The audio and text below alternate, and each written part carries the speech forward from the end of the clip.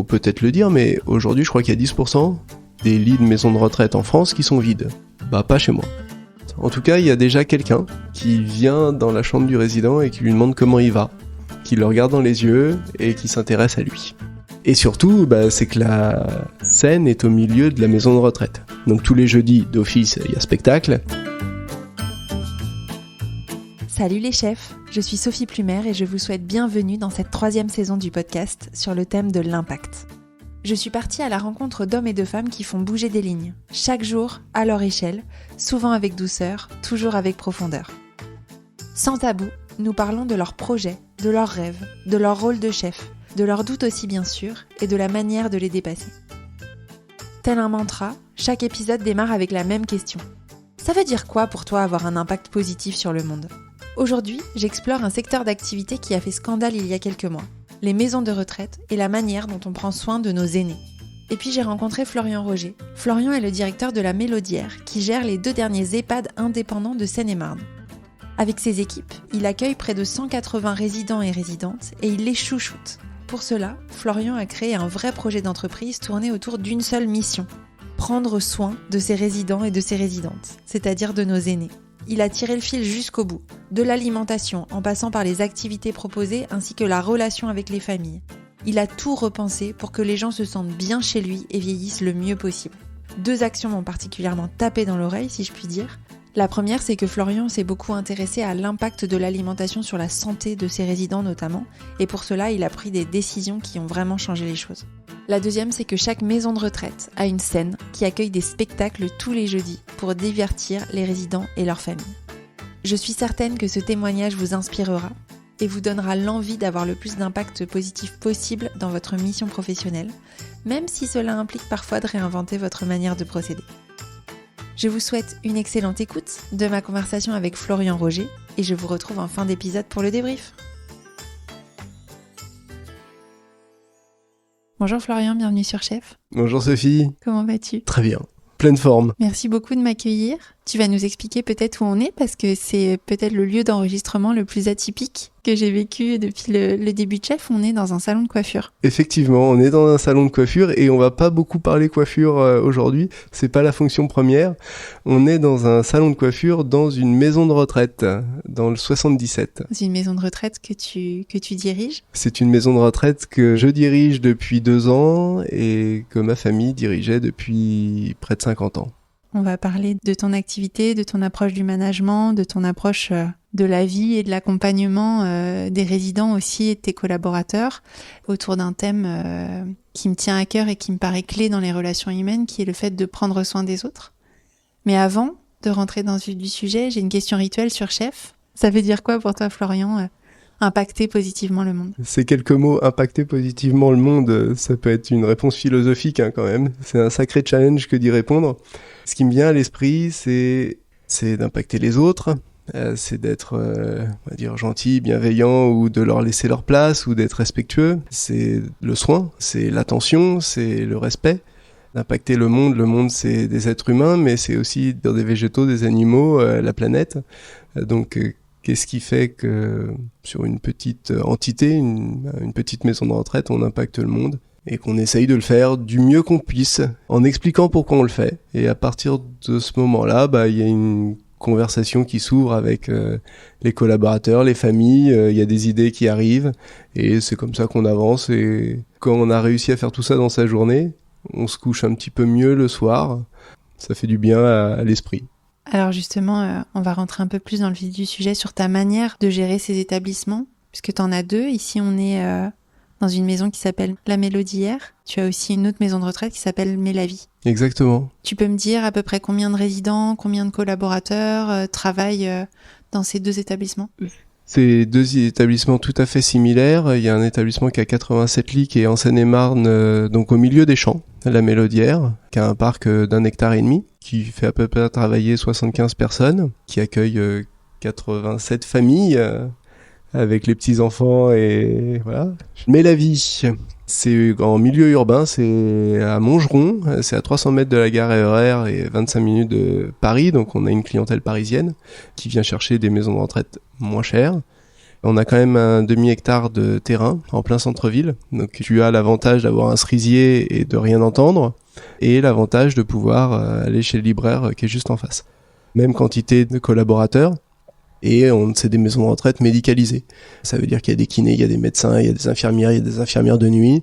On accompagne jusqu'au bout, et il y a des gros programmes de soins palliatifs, aussi bien pensés pour le résident, ce qu'on va appeler soins palliatifs, mais aussi accompagnement au deuil pour la famille, parce que, alors après c'est une réflexion, mais un deuil bien fait pour les enfants va quand même faciliter leur vie pendant quelques années, tandis qu'un deuil pas fait, mal fait, peut impacter.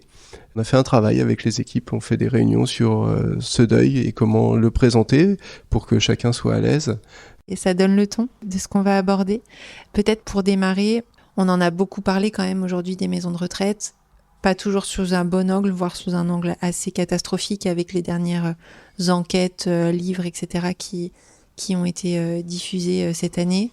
Je ne veux pas croire que ça soit la seule image des maisons de retraite, c'est d'ailleurs pour ça qu'on est ensemble aujourd'hui. Aujourd'hui, c'est quoi toi ta vision de la manière dont on traite la santé et la vieillesse des Français? La question est grande. Je resterai humblement sur le secteur que je connais, parce que tu as dit santé et ça touche les hôpitaux, ça touche la santé à domicile, ça touche tous les professionnels de santé, et ça, je veux dire, chacun son domaine. Je resterai sur la partie médico-sociale et en particulier grand âge, maison de retraite. Pour un petit historique, c'était ce qu'on appelait les mouroirs, et par des enquêtes, 60% des Français pensent que les maisons de retraite sont des mouroirs. L'État a judicieusement changé le nom de maison de retraite en EHPAD. Alors EHPAD, c'est un peu technique, ça veut quand même dire établissement d'hébergement de personnes âgées dépendantes. Et l'État, il faut le reconnaître, a investi des sommes colossales et a aidé au financement des maisons de retraite pour les professionnaliser, et finance beaucoup de soignants dans un EHPAD. Et ça veut dire qu'une maison de retraite coûterait le double, au moins, aux Français si l'État ne les payait pas. Les Français n'aiment pas trop les maisons de retraite. Ça fait des jolis sujets pour les infiltrés et les radios avec des images chocs de traitement d'accompagnement de personnes âgées qui sont sur le territoire français. Ce n'est pas partout pareil. La vision, c'est que le monde est en train de changer. Je trouve qu'on est vraiment à un grand virage de ces maisons de retraite. Il y a eu la phase où les petites familles ont fini par vendre à des grands groupes. Si tu veux un ordre de grandeur, sur le 77, en maison de retraite indépendante, sur 160 sites, il en reste 2. Donc tu peux me regarder comme le dernier des Mohicans, il en reste 2. Ça veut dire que les autres, ils sont dans des groupes, ils ont toute une hiérarchie, ils ont toute une aide. Alors, ce qui rend ce métier aussi intéressant, et c'est pour ça que je l'ai choisi, c'est que le matin, on sait pas toujours ce qu'on va faire. Regarde, aujourd'hui, je tiens un micro, demain, je vais avoir un problème d'ascenseur, faire du RH. La vision du grand virage, c'est la médecine. C'est qu'aujourd'hui, on est vers le healthy, on est vers le bien-être, on est un retour aux sources, on est à l'empreinte carbone. Donc ça serait de manière naturelle de faire de la prévention de santé, de manger bien, qui est le principal carburant de notre corps, tout en gardant du plaisir et de la tradition, c'est-à-dire que le bœuf bourguignon, quand on a un grand âge, reste un moment agréable. De proposer ça aux personnes que nous accueillons, tout en gardant bien sûr, pour les cas importants, les médicaments, le sanitaire, et également d'avoir une entreprise, puisqu'on reste une entreprise, qui soit tournée vers l'environnement, avec des choix de où on achète le gaz, de comment on produit notre électricité, de comment on traite nos déchets, et de se poser toutes ces questions pour les générations futures. Ce grand virage, c'est le bien-être, mais le bien-être dans sa dimension humaine, de prévention, d'alimentation, de bien-être des collaborateurs, de penser à eux, puisque c'est eux qui vont être en relation avec les résidents. Quelqu'un qui, s'ils sont stressés, ils sont pas bien, ça va pas être, ils vont pas être disponibles. Voilà. Et puis l'environnement.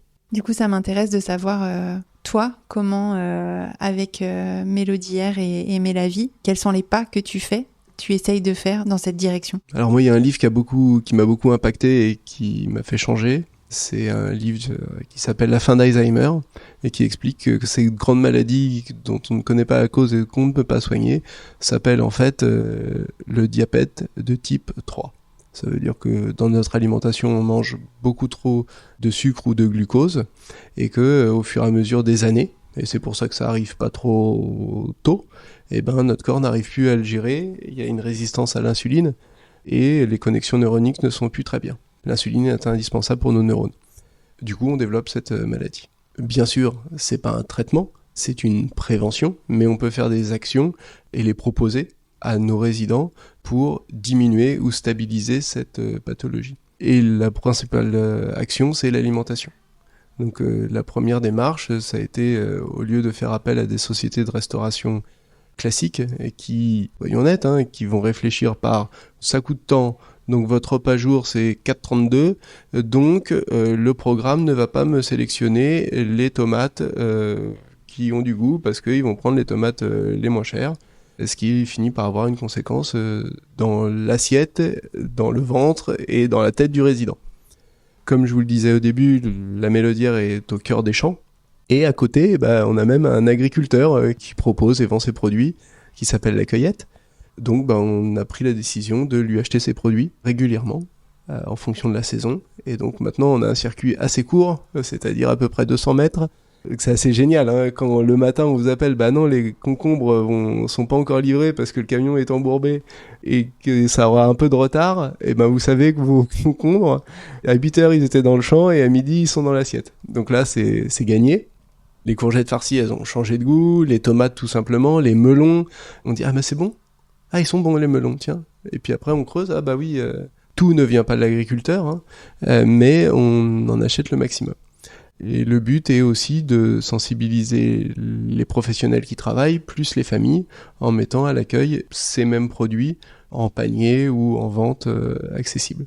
Pour dire, on mange, donc on touche à l'empreinte carbone, on mange bio, on se fait du bien au corps. Voilà, c'est l'une des premières actions. Forcément, il a fallu changer toute l'équipe cuisine, le chef était pas d'accord, ça a changé son métier, du coup on a recruté d'autres personnes, mais c'est un métier peut-être plus valorisant, de vraiment faire de la cuisine avec des produits frais, et ça, ceux qui sont recrutés ou ceux qui sont restés, ils sont contents et ça donne un sens.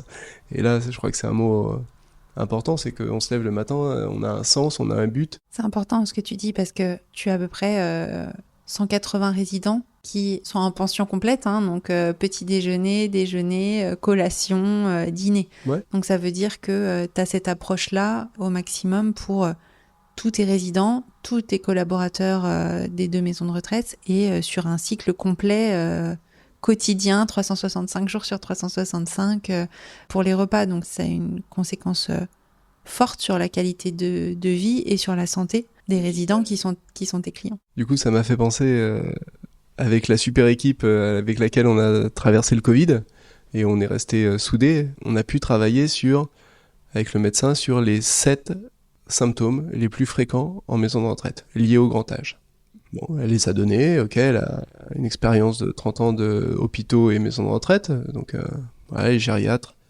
Et de là, on a décliné toutes les médecines douces qu'on proposait dans les établissements. Donc de la réflexologie, à boire du moringa, à boire telle tisane à tel moment, de boire telle quantité, d'avoir des ateliers mémoire, toutes les médecines douces possibles, de changer un peu l'alimentation des gens pour éviter de prendre un médicament derrière.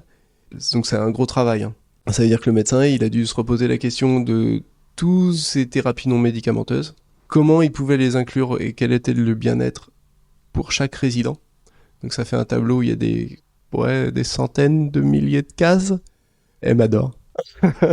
Et à la fin, l'infirmière cadre, elle reprend que Monsieur X, il doit prendre son moringa tous les jours à 16h, parce que le médecin l'a prescrit. Donc c'est sur le plan de soins de l'aide-soignante. Donc l'aide-soignante est impactée, lui sert, etc. Et c'est pas seulement la naturopathe de l'établissement qui va dire faut prendre le moringa, parce que quand elle est pas là, le moringa il s'en va. Ça c'est un petit exemple, mais du coup, comme il prend son moringa, il va un petit peu mieux. Aux séances de kiné, il est un peu plus dynamique, donc il va faire plus de progrès pour le retour à la marche.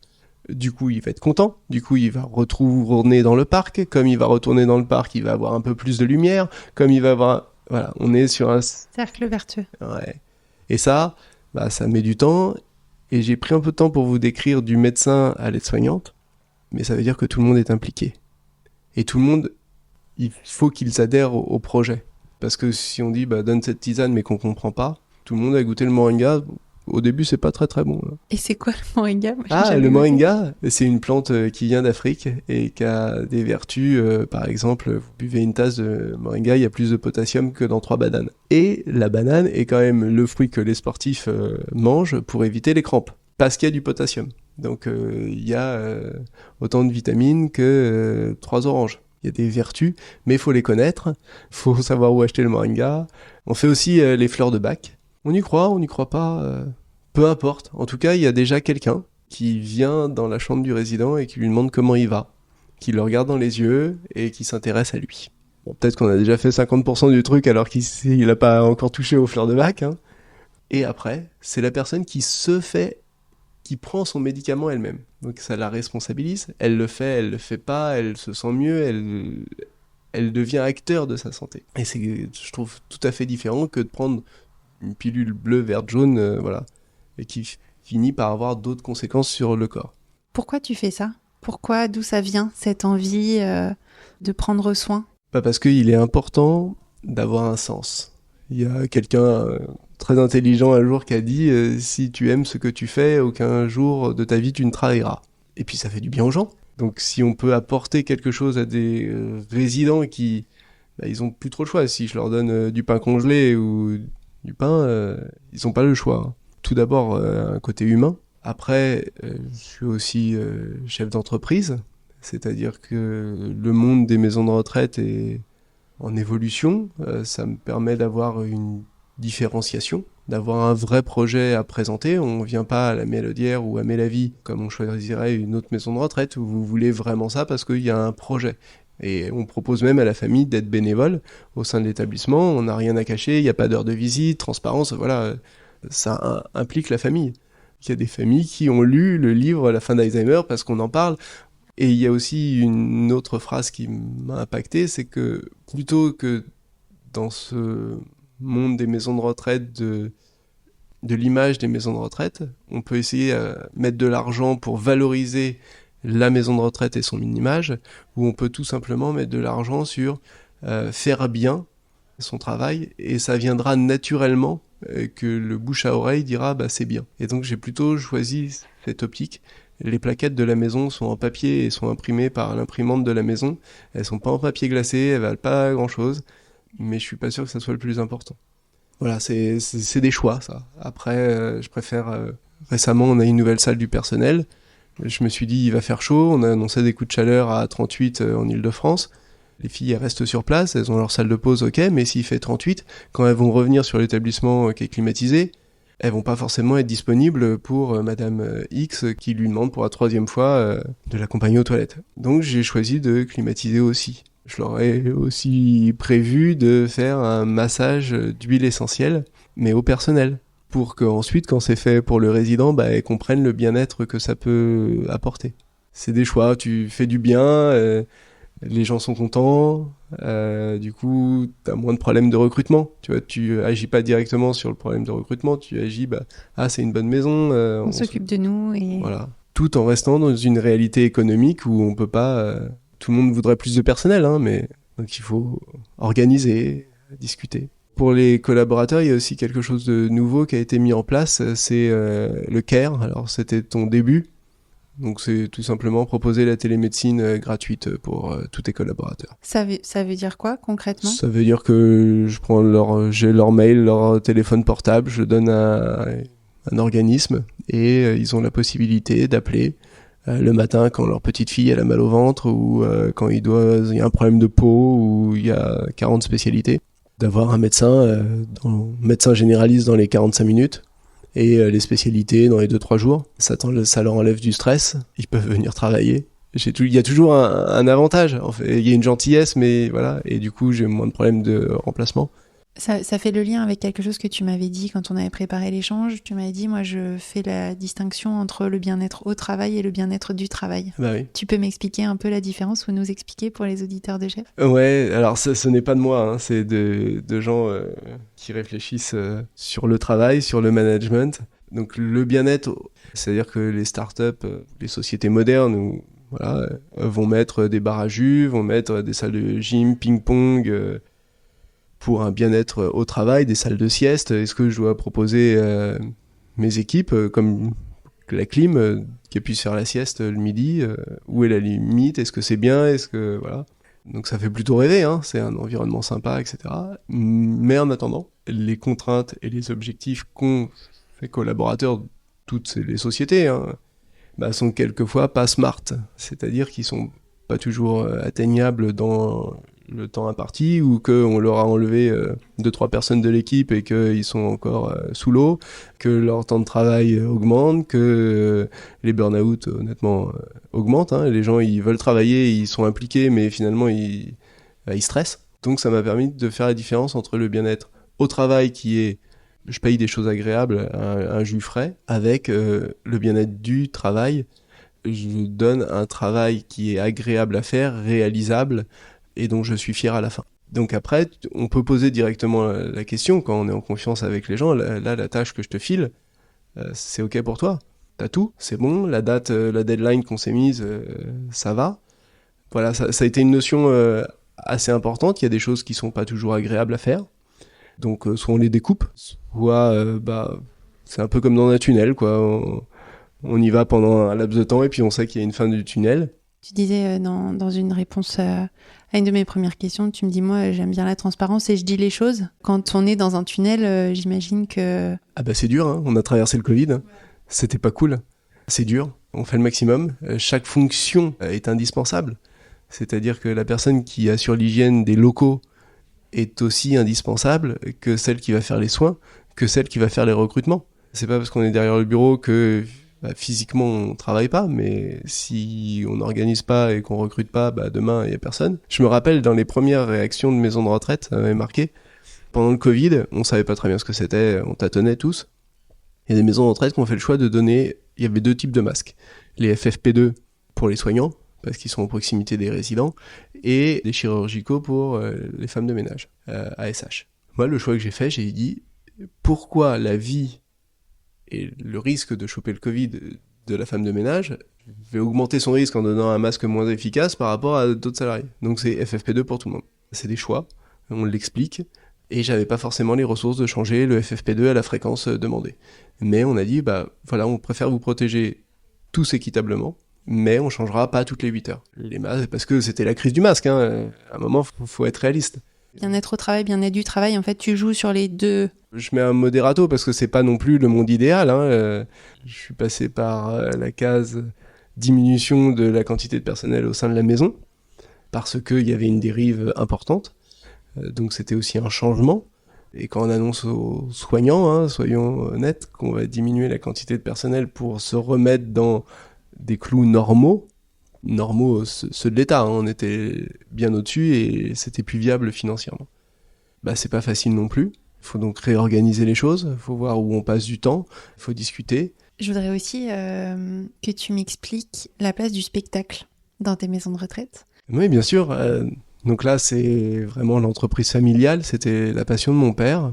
Il a fait l'école du cinéma et dans sa maison de retraite, donc la Mélodière, il a fini par construire une scène, une salle de théâtre, avec projecteur, avec rideau rouge, avec décor, avec toutes les lumières que vous pouvez imaginer. Tu m'as dit même avec des jets d'eau. Voilà, la scène s'ouvre et il y a un bassin avec des jets d'eau qu'on met notamment l'été, quand il fait très chaud, parce que ça abaisse la température. Il y a des lumières avec les jets d'eau, voilà, il y a un programme, c'est rigolo, hein. Et surtout, c'est que la scène est au milieu de la maison de retraite. Donc tous les jeudis d'office, il y a spectacle. Donc c'est soit des intervenants extérieurs, soit des membres de l'équipe.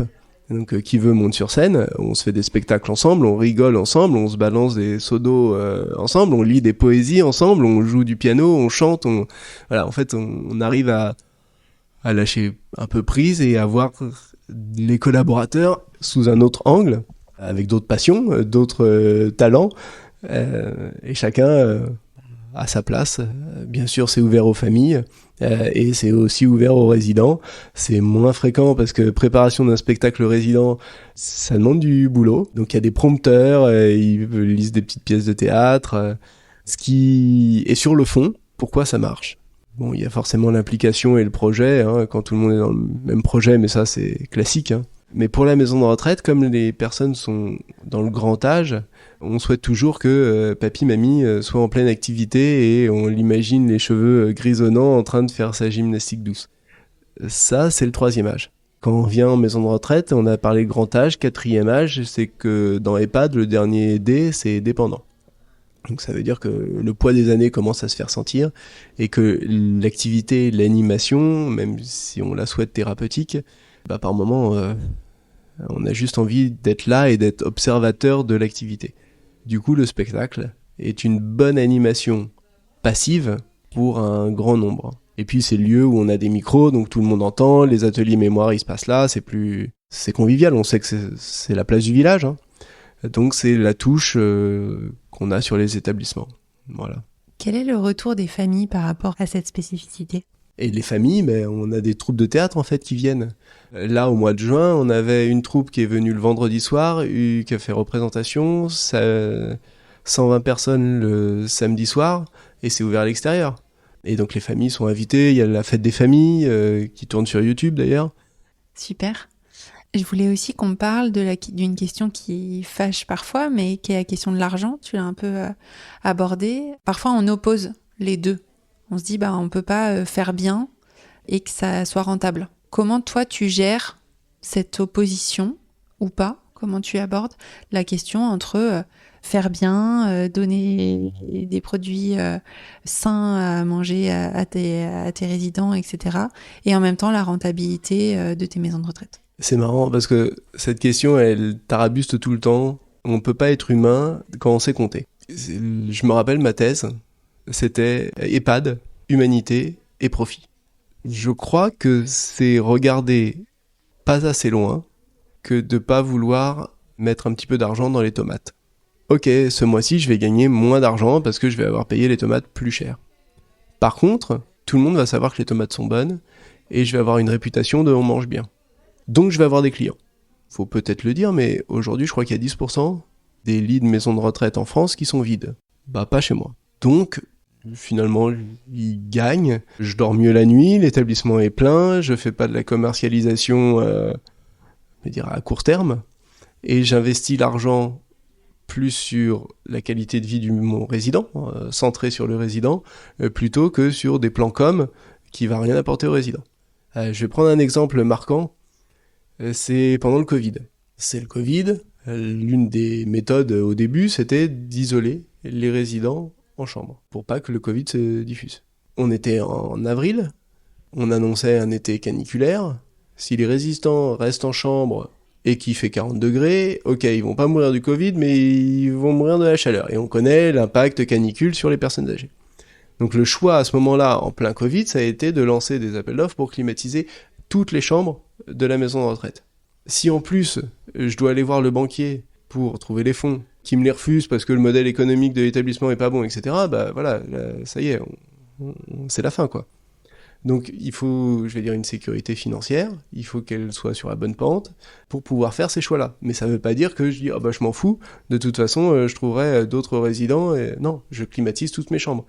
Et les étés d'après, mes collaborateurs, ils travaillent tous à bonne température. Quand c'est canicule, on s'en occupe même plus, on appuie sur un bouton, les collaborateurs sont plus dispo, les résidents sont moins déshydratés, les familles sont rassurées, et après quand vous venez visiter la maison de retraite et que vous devez en choisir 3 ou 4 et que vous regardez les avis sur Google, parce que c'est ça le monde maintenant, entre une maison de retraite, et il y en a pas beaucoup, qui a une pièce climatisée, ce qui est la réglementation, et une maison de retraite où toutes les chambres sont climatisées, vous allez choisir laquelle. Donc finalement, j'ai dépensé il y a 2 ans, je gagne mes 10% de remplissage, entre guillemets, puisque pour certains, c'est des choses très importantes, ce mot remplissage, taux d'occupation, quoi. Il y a la question du temps, et du temps long, en fait, que tu abordes. C'est-à-dire que toi, tu as une vision de ton entreprise, de tes entreprises dans la durée, parce que par ailleurs, c'est un héritage que tu as reçu de ta grand-mère, de ton père, et puis maintenant, c'est toi qui dirige ces établissements. Moi, je trouve que c'est quelque chose qui manque beaucoup dans les entreprises aujourd'hui, cette notion de temps long. On a envie d'avoir un profit très rapide, immédiat, parce qu'on ne sait pas où on sera demain. Et voilà. Je ne sais pas si tu as un regard par rapport à ça, par rapport au temps. au temps qui passe aussi, ou qui passe peut-être plus lentement quand on a 80, 90 ans, et peut-être les personnes que tu côtoies au quotidien? Alors mes collaborateurs diraient que je suis plutôt impatient. Quand j'ai une idée, un projet, j'ai envie de voir son effet ou de le mettre en place. C'est plus une stratégie. Là, c'est un chemin d'entreprise qui met du temps à s'expliquer, parce qu'on a parlé bien-être de tout le corps et on a même parlé de limiter la maladie d'Alzheimer. C'est quand même un scoop, hein. Après, c'est aussi parce que je suis attaché au mur, c'est-à-dire que j'ai pas le choix. Demain, je ferai encore ça. La contrepartie qui est la slow life, prendre le temps de... C'est comme l'idée du voyage. Est-ce que l'important dans Saint-Jacques-de-Compostelle, rien à voir avec les religions, mais qu'est-ce qui est important? C'est d'arriver à Saint-Jacques? Ou c'est tous les rencontres, échanges, réflexions, moments du chemin? L'important du chemin est sur le chemin. Et en tout cas, ce que je retiens, c'est que toi, ton intention, c'est de prendre soin de l'écosystème, donc des résidents, des collaborateurs, des familles, de la structure aussi, parce que c'est une structure à laquelle tu es attaché. J'essaye à mon niveau. Et ça retouche au bonheur, c'est-à-dire que même en travaillant, on peut avoir des moments de bonheur. Et puis c'est plutôt mieux parce que vu le temps qu'on y passe, faut mieux que ça soit plaisant. J'avais mis ça d'ailleurs dans une annonce un jour. Vu le temps qu'on passe au boulot, mieux vaut que ça soit plaisant. Et j'ai recruté une infirmière comme ça, elle m'a dit, cette phrase m'a parlé, j'ai appelé, et du coup, je viens travailler chez vous. Voilà. Et super. Peut-être pour terminer, Florian, on a parlé de plein de sujets. J'aimerais bien peut-être comprendre, toi, qu'est-ce qui a forgé tes convictions, les convictions que tu portes aujourd'hui? Peut-être ton parcours, ton histoire, tes rencontres. Alors, tu nous as cité des histoires, des livres que tu as lus, mais... qu'est-ce qui fait qu'aujourd'hui, tu es le chef d'entreprise que tu es aujourd'hui? Du coup, je suis bon élève, je vais le faire court. Hein. Je suis bon élève, maths sup, maths spé, ingénieur des mines.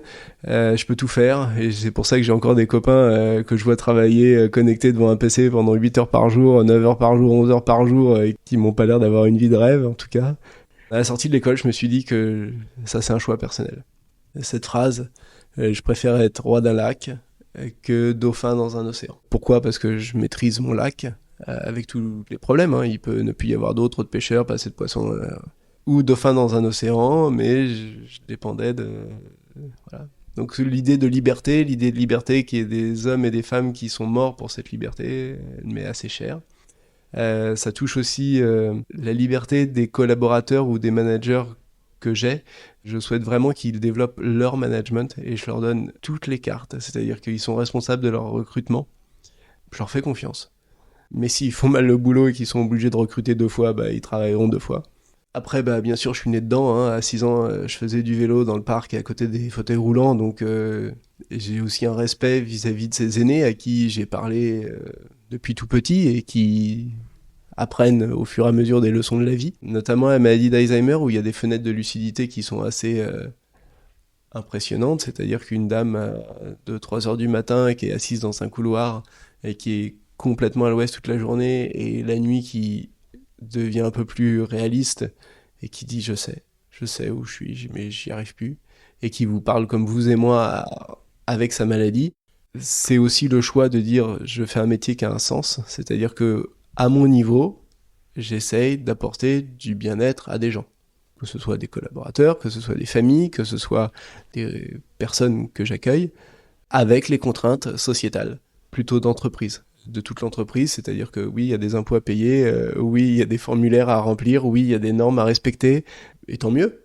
Voilà, c'est un choix et je changerai pas de métier parce que ce qui m'a aussi fait choisir, c'est que j'ai vu mon père qui avait une activité complètement très variée. C'est-à-dire qu'entre le problème du jardin, de la sculpture d'un tronc d'arbre, au problème RH, au problème des banques, au problème informatique, au Wi-Fi sur l'établissement, aux sonnettes, aux familles, au deuil, je trouve que c'est d'une richesse très sympa.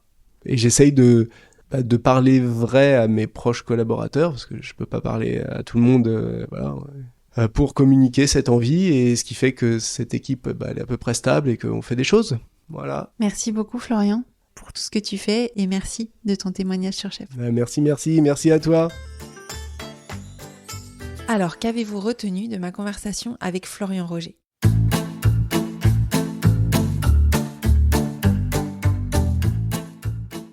De mon côté, je retiens quelques punchlines qui vont me servir de trame pour ce débrief.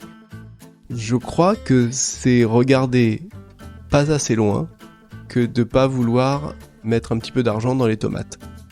J'aime beaucoup cette phrase qui résume bien l'intention de Florian et surtout son bon sens.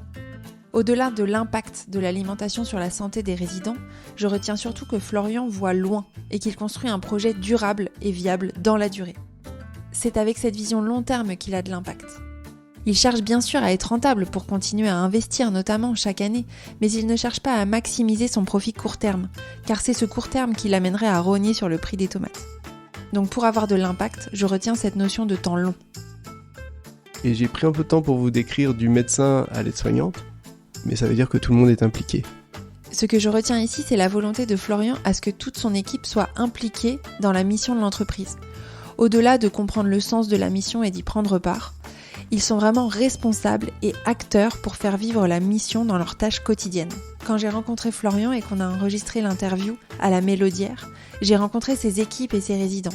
Et à ce moment-là, j'ai vraiment pu constater à quel point ces équipes sont concernées par leur mission. Les résidents les plus lucides comprennent aussi cette mission et sont impliqués dans leur santé, dans la relation qu'ils ont avec les soignants. Bref, ils vivent ensemble et c'est vraiment très beau à voir.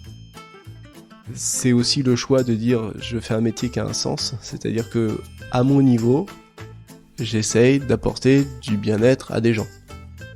Vous savez que j'aime bien dire qu'on est le chef de sa vie et que c'est à nous de savoir quel chemin on emprunte pour nous sentir bien dans notre vie et dans notre travail. Le chemin qu'emprunte Florian avec la Mélodière m'inspire à la fois par la mission qu'il s'est choisie, mais aussi par ce qu'il en fait. On pense parfois qu'avoir de l'impact, c'est de changer le monde à grande échelle. Et l'exemple de Florian est intéressant parce que son impact à lui, c'est déjà de s'occuper de 180 personnes âgées et dépendantes. Et en faisant cela le mieux possible, il a un impact bien plus large, puisqu'il touche les familles de ses résidents, ses équipes qui travaillent à la Mélodière et auprès des résidents. Il travaille aussi avec la cueillette d'à côté, et avec tout ça, il a de l'impact sur le village, la ville et le territoire dans lesquels sont implantées ces maisons de retraite. Et puis, j'espère aussi que Florian, avec son témoignage, il aura un impact sur vous, chers auditeurs et chères auditrices de Chef. J'ai envie de terminer cet épisode sur une question. Et pour vous, ça veut dire quoi avoir un impact positif sur le monde ? J'ai très envie d'avoir vos réponses à cette question. Vous pouvez me les partager sur LinkedIn ou sur Instagram en cherchant Sophie Plumer ou Chef Podcast. À très vite pour un prochain épisode.